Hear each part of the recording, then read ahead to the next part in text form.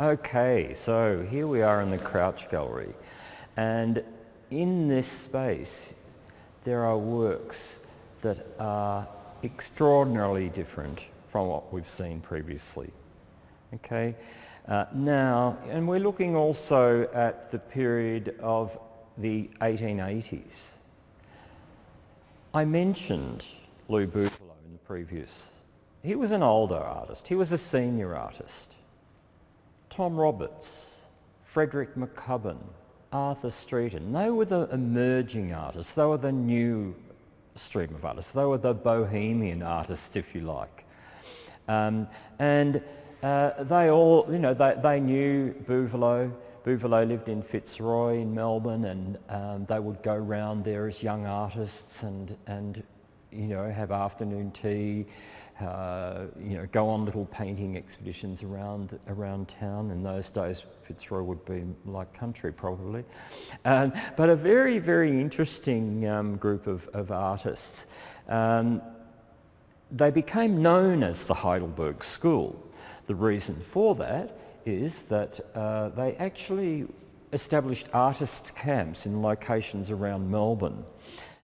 One very major work by Tom Roberts is indeed called the Artists' Camp, which is in the National Gallery of Victoria, and that would have been painted in this very similar location to this one. So what they would actually do is they would go out and they would actually camp in the bush. They would take their paints, their brushes, everything, and they would stay there for extended periods of time, okay, and paint directly from the land.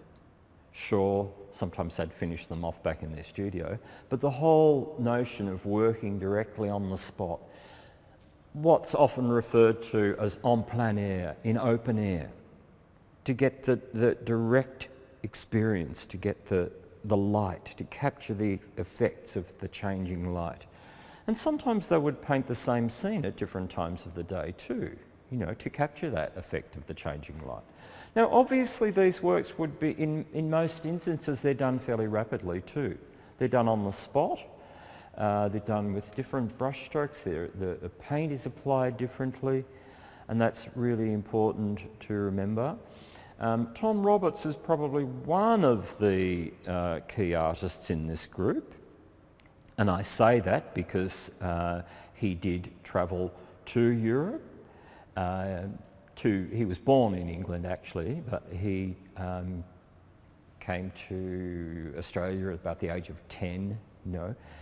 His father had died earlier. He went back to England to visit his father's grave, to connect in that way too with the family connections, but also to further his studies in art. A key reason why. And he went on a walking trip of Spain with Spanish Impressionist artists. So he gained the skills in Impressionism. He came back to Australia very excited about this new kind of movement of art, and he connected with these other artists through the National Gallery School, and they went to these locations, as I've mentioned, Box Hill, Heidelberg, also around Mentone as well, and they would work directly from the land. Now it's again, think about the earlier works, the panoramic views, and then we start to get close-up views. This is really, here we're right in the land, okay. Now, also the other interesting thing too, think about those people beside Lake Wendouree, or the Wannon Falls wearing their beautiful crinolines and their lovely garments, their fashionable gear. But here, what's this about? Okay, charcoal burners. This is about getting down and getting dirty and sweaty. Okay, this is the real stuff. This is what was really going on in the land. Okay, and Roberts wanted to capture that. This was happening again, of course, earlier in France, in the Barbizon School, with Bastien Lepage, with his potato gatherers. Sure, it was influenced by that, and Impressionism, as I've mentioned. But look at this, the charcoal burners. Okay, these guys are getting into it. They're cutting wood down, they're stacking the wood, and they're also actually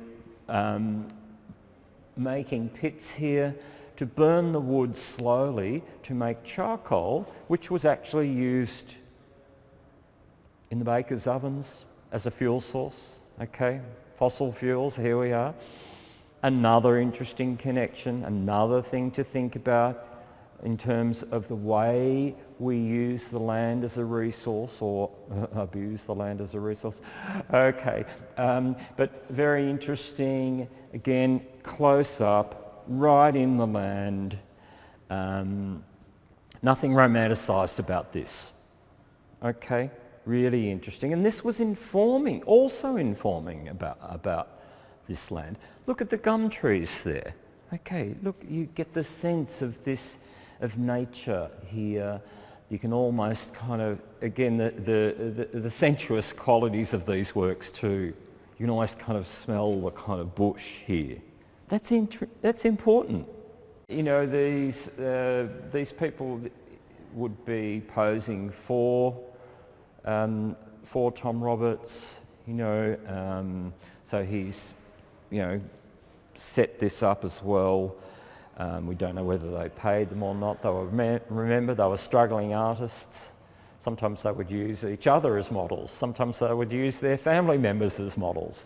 But this artist too, I'm sure you would be familiar with his work in terms of landscape views, but not only that, in terms of establishing a national identity. This is really important to consider because we're approaching now this is the late 19th century, and of course we're approaching the end of the century, and you know, with federation, of course, with establishing this own unique identity of Australia, which was quite different from Europe.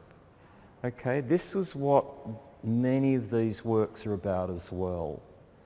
There's a key work that Roberts did much later on called Shearing the Rams, which is in the National Gallery, Victoria. And I'm sure you've seen the work, or you've seen perhaps reproductions of that work. Connect with all of that lineage. Really important stuff. Okay.